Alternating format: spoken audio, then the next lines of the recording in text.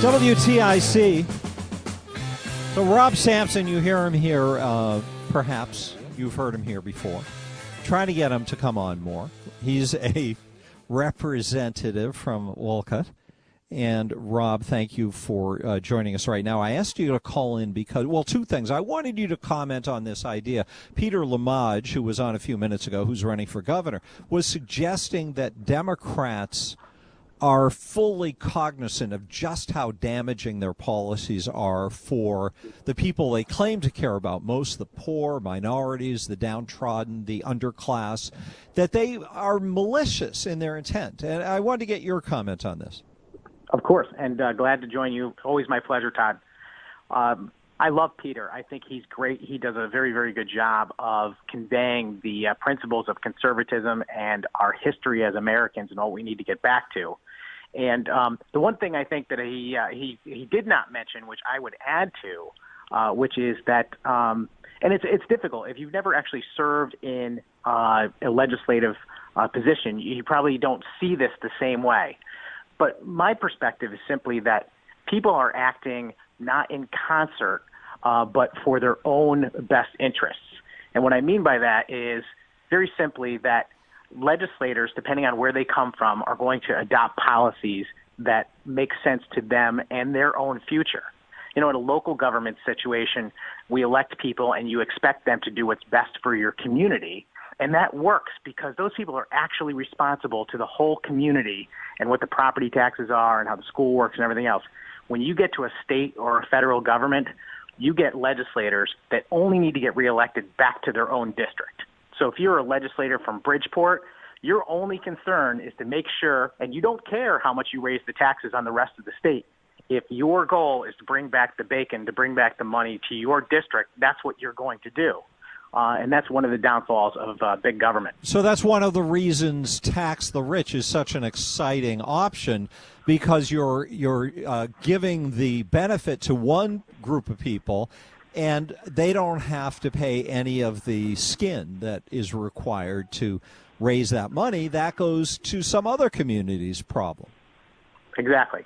Yeah, I mean, legislators have a tendency to vote their own districts.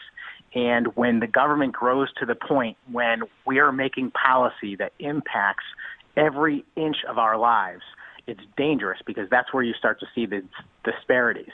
And the Democrats are not above using whatever tool necessary to achieve their goals. You know, today it's Republicans didn't do this because they're homophobes. Well, a couple of days ago, we don't want gun control because we have blood on our hands. Constantly bills come before the legislature, and they design the titles, Todd. They design the titles so that they're very difficult to vote against. They try and disguise passing Obamacare on a state level in Connecticut by calling it a women's health bill. How are you going to vote against that, Representative Sampson? That's a women's health bill. You know, you see that's how they operate. So, yes. It's about schools, it's about children, it's about dogs. But that's sort of the standard kind of manipulation. I mean, that's minor league manipulation, isn't it? Compared to the idea that whole groups of people, millions and millions of Americans, are held in bondage by our urban policies in this country and by the worst education that's offered in urban areas. And it's hard for me to imagine that Democrats don't actually think that ultimately if they had their way and they got everything they wanted, that they wouldn't be making everybody's lives better. I think they may very well be aware of that. But if you are a representative from Bridgeport, Connecticut, for instance, and you want to make the lives of your constituents better, it may make sense to you to go ahead and tax the people over in Greenwich so that you can bring more money for social services to your town. And that's why they do it. Yes, but do you, at the end of it... Even if it means destroying the entire economy as a whole.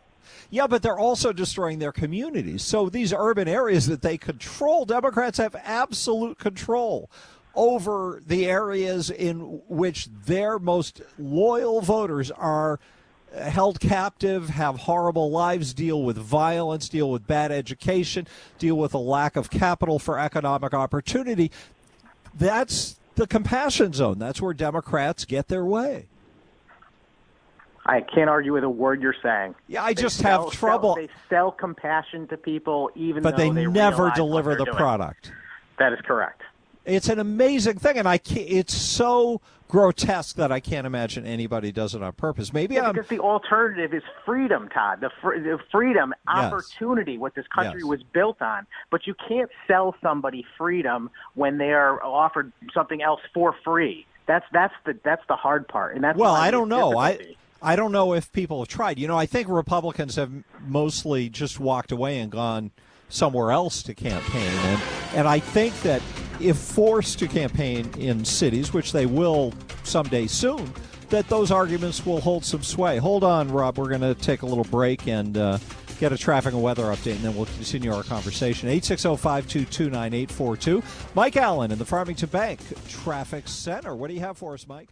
860-522-9842. Do hop on the phone, and I want to get your response to this question of whether you think that elected officials are actually malicious, that they understand the policies that they pursue aren't going to help voters, but they pursue them nevertheless because it's good politics that gets them elected. Do you believe that? I feel naive all of a sudden and underly cynical. It's hard. I always work harder to get appropriately cynical for the political moment, and this might be a place I'm falling short. Rob Sampson is with us. He's a state representative from Wolcott. He's a Republican. So I wanted you to describe, with regard to the fight that's just gone on, with regard to Justice McDonald, can you tell us what it is that Andrew McDonald did that demonstrated judicial overreach? There's certainly quite a few examples. I don't know if I'm the best one to describe some of the more detailed, nuanced, lawyerly things. Because we don't want anything lawyerly going on. I've heard you're not going to get that for me. I've heard you tell this.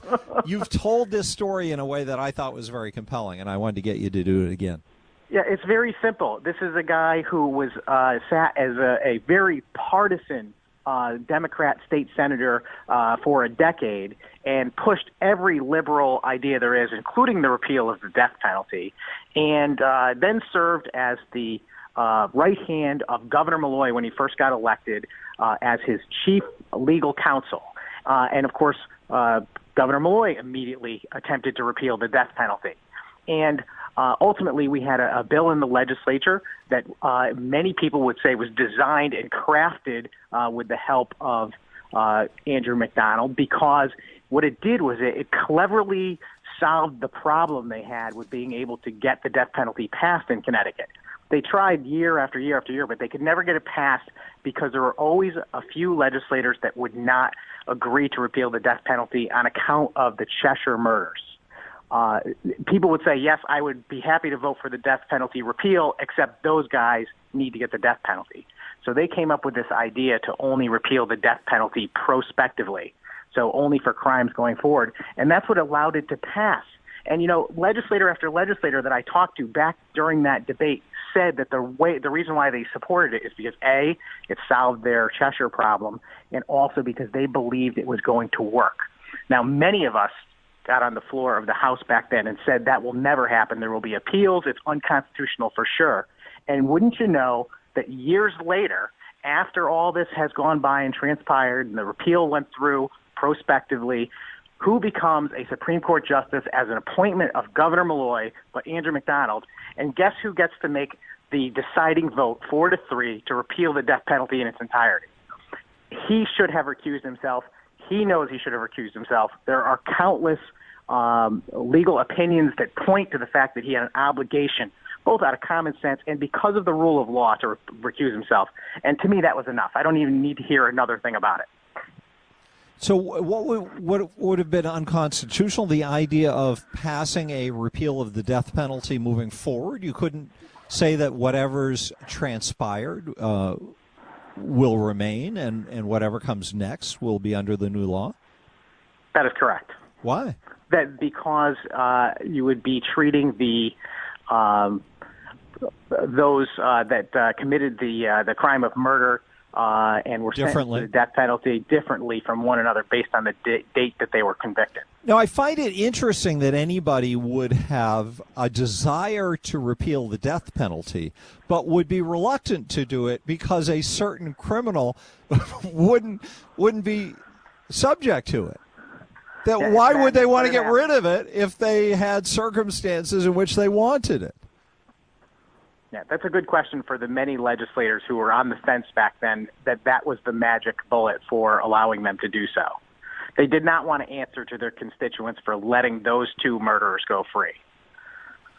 Wow. Okay. Anything else we should know regarding your response, Rob Sampson, to the accusations of homophobia being the cause of the rejection of Justice McDonald? Sure. Just a side story, and that is we have a bill today in the legislature. I serve on the Government Administration and Elections Committee, and it's about dark money in politics.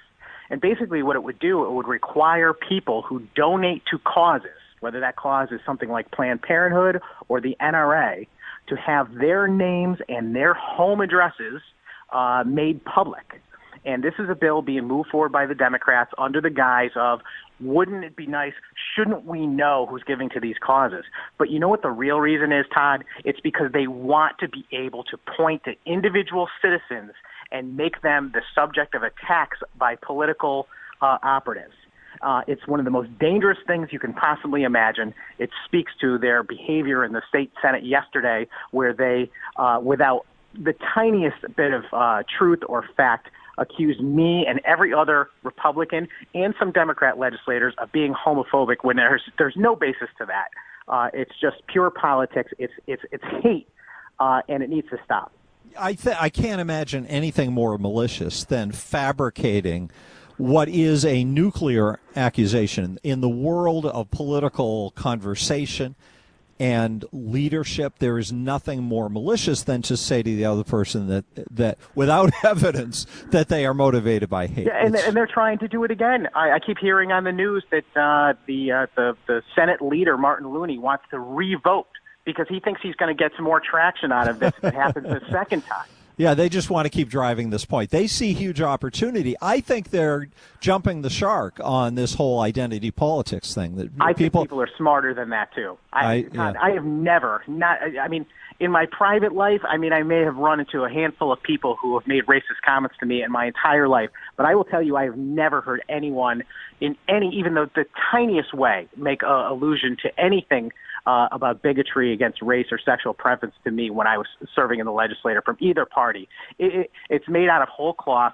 Don't anyone believe it. There's legitimate reasons why we declined the advancement of Justice McDonald. You know, the thing is, Todd, we pass judges through there all the time. And even as a staunch conservative Republican, I vote in favor of the governor's picks on a regular basis.